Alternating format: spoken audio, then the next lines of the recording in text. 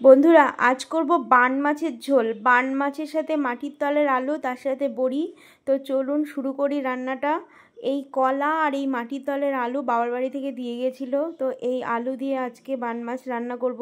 আসলে রান্নাটা অনেক দিন হয়ে গিয়েছে, গ্যালারিতে ছিল, আপনাদের সাথে শেয়ার করা হয়নি। তো চলুন আপনাদের সাথে শেয়ার করি রান্নাটা।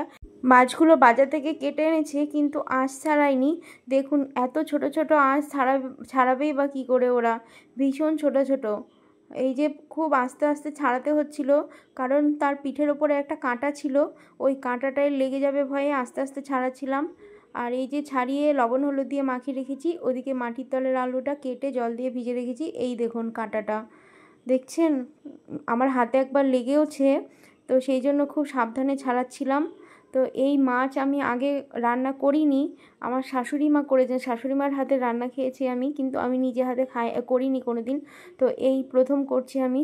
তো চলুন শুরু করি রান্নাটা। মাছগুলো একটা একটা করে ছেড়ে এবার ভালো করে একটু ভেজে নেব।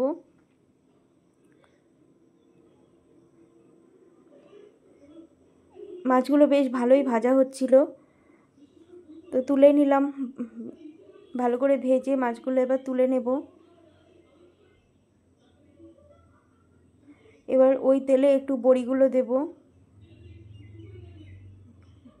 বড়িগুলো তোলার পরে আলুগুলো দিয়ে দিলাম। এবার আলুগুলো একটু ভালো করে ভেজে নেব। লবণ দিয়ে দিলাম, হলুদ দিয়ে দিলাম। রান্নাটা কিন্তু অনেক দিন আগেকার, আপনাদের আগেই বললাম। রান্নাটা এই এখন দেখাচ্ছি আমি। তো আলুগুলো ভাজা হয়ে গিয়েছে, তুলে নিলাম। এবার ওই তেলে গোটা গরম মশলা দিলাম, লবঙ্গ, দারচিনি, এলাচ, একটু জিরে ফোড়ন দিলাম।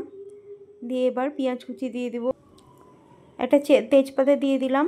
এবার পেঁয়াজ কুচি দিলাম, বেশ অনেকটাই পেঁয়াজ দিলাম। তো পেঁয়াজগুলো এবার ভালো করে ভাজবো।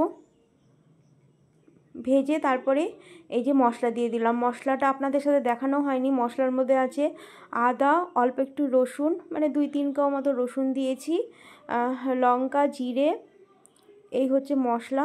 এবার মশলাটাকে ভালো করে কষাবো। লবণ হলুদ দিলাম। এবার একটু টমেটো সস দেব, টমেটো সস দিলাম। তো একটু মশলাটাকে এবার বেশ সুন্দর করে লাল লাল করে কষাবো। তো এই যে তেল ছেড়ে গিয়েছে, এইবার জল ঢেলে দেব। বেশ অনেকটা করে জল দিতে হলো, যেহেতু বড়ি আছে, বড়িতেও জল টেনে নেবে। তো ফুটে গিয়েছে, লবণ দিয়ে দিলাম। এবার আলু আর বড়িগুলো দিয়ে দিলাম, নাড়াচাড়া করে একটু ঢাকা দিয়ে দিব। এবার ঢাকনা খুলে ফুটে গিয়েছে দেখুন। এবার মাছগুলো দেব, মাছগুলো দিয়ে দিলাম। তরকারিটা খেতে খুব ভালো হয়েছিল। এই যে হয়ে গিয়েছে, দেখুন কত সুন্দর কালারটা এসেছে। তো রান্নাটা কেমন লাগলো অবশ্যই জানাবেন। এই যে দেখুন, দেখতেও যেমন ভালো হয়েছিল, খেতেও ভালো হয়েছিল। তো ভালো লাগলে একটু লাইক কমেন্ট করবেন।